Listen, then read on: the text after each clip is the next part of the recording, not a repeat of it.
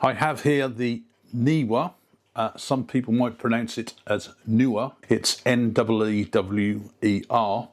It's the variable neutral density filter with a built-in circular polarizer, and on top of that another magnetic neutral density filter. The variable on this is from ND2 to ND32, and the magnetic one is additional ND32, so therefore you could take it up to a total of an ND64 with the built-in polarizing filter, which again will probably cause a drop of about 1 or 2 stops of light. Niwa is a Chinese firm. All the details are on the back of the packaging there. This I haven't opened at all yet. I've had it probably a good week or two. It comes in a total sort of like shrunk wrap sealed packaging here, so I'm just going to try and use my fingernail to cut through the packaging.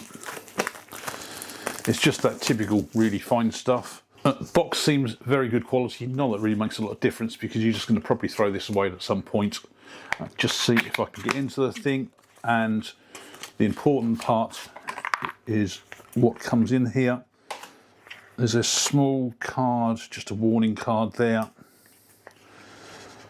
There's a user manual on their filter series, a cleaning cloth, which is always handy to have, and the actual box, which is nice and sturdy. There's a thumb hole on the bottom part of the case here, so it's easily opened, and that's the filters inside. On the top here is the actual ND32, which you just literally pull off, and it's probably showing on the camera there is really being quite dark. This is the main filter, and you have this sort of swivel on the side here, and the idea is that it's actually a locking mechanism, so you unscrew it when you want to adjust the filter.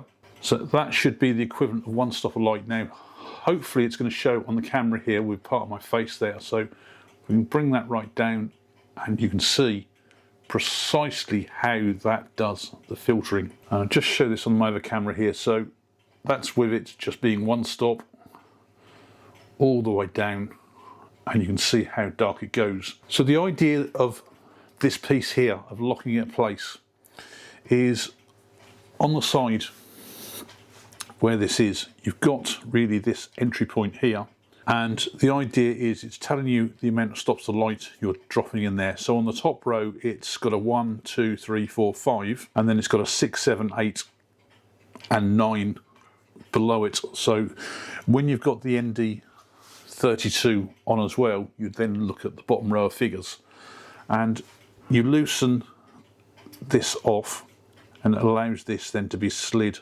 around to however you want.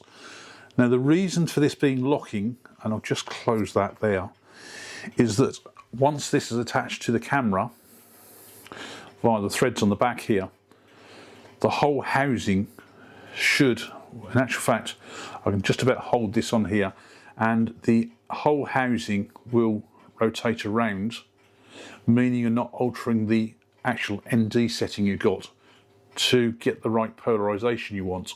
Just one extra on the casing on here for when you put it back in, this actual section here is like a really dense foam, so it's going to give protection to the filter. I think I've just got a UV filter on the front here at the moment, which is absolutely fine, and this should hopefully just screw on the front here.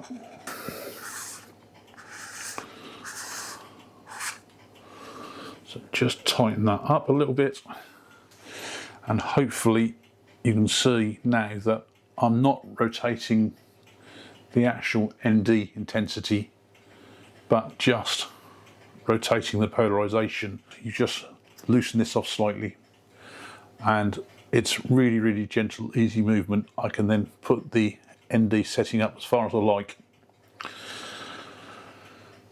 and then lock it off in place, and then I've just got that, which is a lot tighter movement, which gives the polarization. And putting the, so at the moment that's 4 or 5 stops of light on there maximum. Put the magnetic ND32 filter just on the front there, and then all of a sudden 9 stops of light with a polarizer. So that piece is actually quite handy to be able to just simply put on and off. The lens hood that I've got, there's no way that is going to go on there, even with the filter in place. And there's no way that that is going to be workable with that adjuster knob on there. So I'm going to have to keep my lens hood off while I use that filter. So what I'm going to do next, I'm going to go off, find somewhere nice outside. It's a nice sunny afternoon, it's getting late, it's already gone 5 o'clock. Going to go for a bit of a drive. I can then start having a play with the ND filter in what is really hopefully going to still be bright sunshine. Had to come into Carlisle. It's the only place I can find where I've got some form of moving water with the sun actually on it. Probably doesn't fully show on the screen here. I haven't got the filter on at the moment. I've set it to aperture priority, ISO 100. F16 will be 1/10 of a second on ISO 100. So I'm also going to just change this to a 2-second timer, so that, and I'm pointing to the waterfall. It's behind the camera here,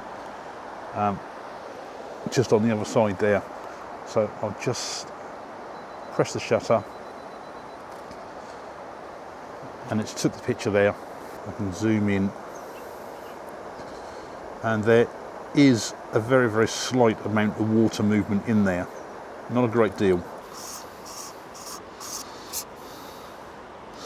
That is now on. I'll take the extra ND32 off, so it's on its just one stop of light. And if I look at this now, it's saying about 1/6, 1/8 of a second, and we should be able to rotate the whole polarizer around to see where we get some form of effect. There you go. That's just about around this area here that the water does get some darkening in it.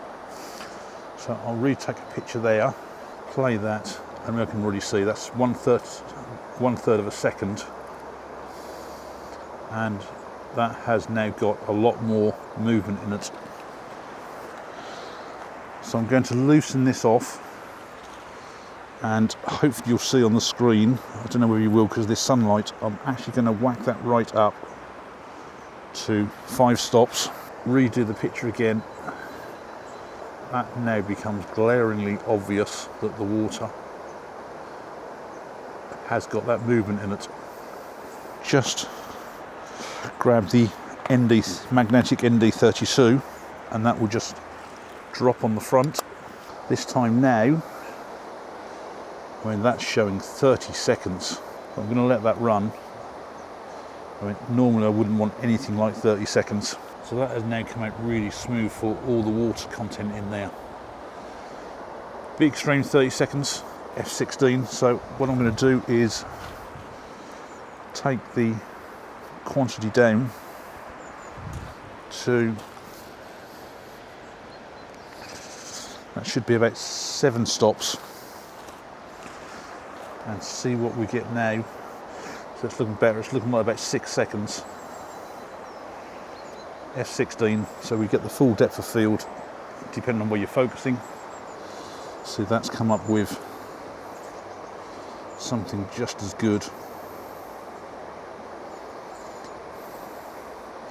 Let's just take that down to 6 stops.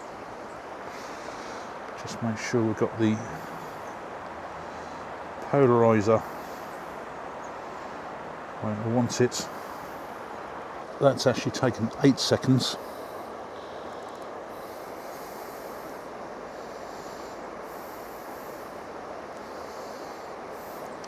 So let's just see now if I go more of a wide angle shot. And hopefully the polarization should be more visible. You can see straight away where the screen is going lighter on the right hand side there, and it's going really dark there. Lock it off there. I'm not sure how many stops that is, but it's saying about 4 seconds. F16.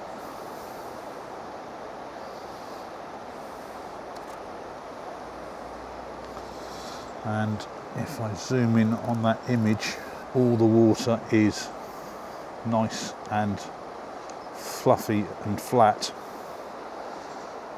but I've hopefully brought out some more darkness in the sky. Somewhere between 7 and 8 stops. I'll just increase that even further. So that's now saying 13 seconds.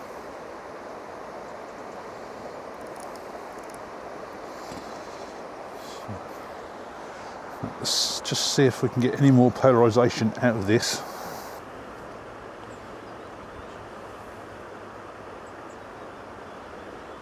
So this is where you have to be careful with using a wide angle lens,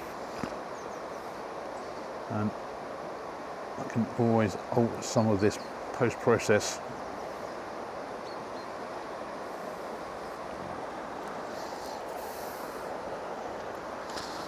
So I've got blazing sun right in my face, so apologies on this. Filter wise, I've got to say this is really, really good. Really easy to do. I've seen 1 or 2 reviews online about this filter, and people weren't sure what the twisty knob part was on there, and you release that basically to be able to then set your depth as to how much neutral density you want to incorporate from the selected range. And once you've got that, you then tighten it up, because then when you twist the thing, it then does the polarization.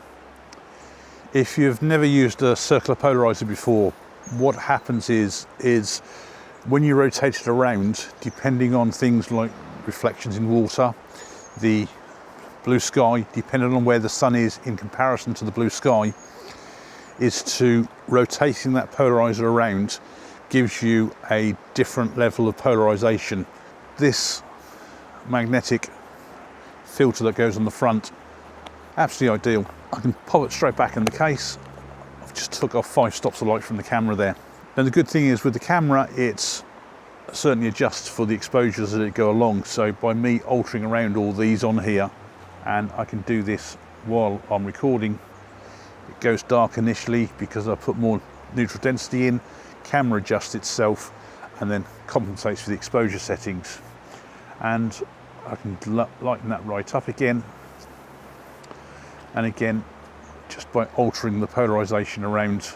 And it's very hard for me to see on this at the moment because I've got the sun in my eyes as to what sort of polarization you want. I paid £60, I think, plus £5 delivery for this set of filters, and I got them at the time when they were in the sale. And I think this particular one, I'm not sure whether I bought it from Amazon or the new NEEWER website direct. I did compare the two at the time, and one was actually cheaper than the other. Exactly the same product, and I just went for which was the cheapest one. So if you are looking for one of these, or any, to be honest, any of the NEEWER products, look on their website originally, and also look on Amazon. May do a search around and you may well find them somewhere else cheaper. Value for money, to me it seems really, really good. I've got ND2 through to ND64. That's, I think, the equivalent of 9 stops of light, and a built-in polarizer. I've got 2 major downsides with this at the moment. Is one, because of this adjusted knob on the side, I can't put my lens hood on. The second annoying little thing really is just I can't put my lens cap straight back on this. I believe they may well sell lens caps to fit the filters, so that might be an additional option as well if you're wanting to keep the lens cap on.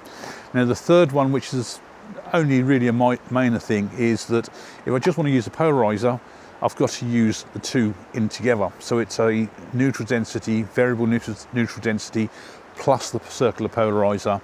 I can put it down to so that it only takes out 1 stop of light with the neutral density filter, so it's not overly too much. And to be honest, if I'm going to use the polarizer, it's going to probably be in more conditions like this, where it's certainly brighter light, and it wouldn't cause such an issue. Now, it'd be interesting to hear your thoughts on this. I will hopefully have put the pictures up as I've gone along taking them, and I'll put some at the end as well so you can see what the actual results are like. Thanks a lot for watching.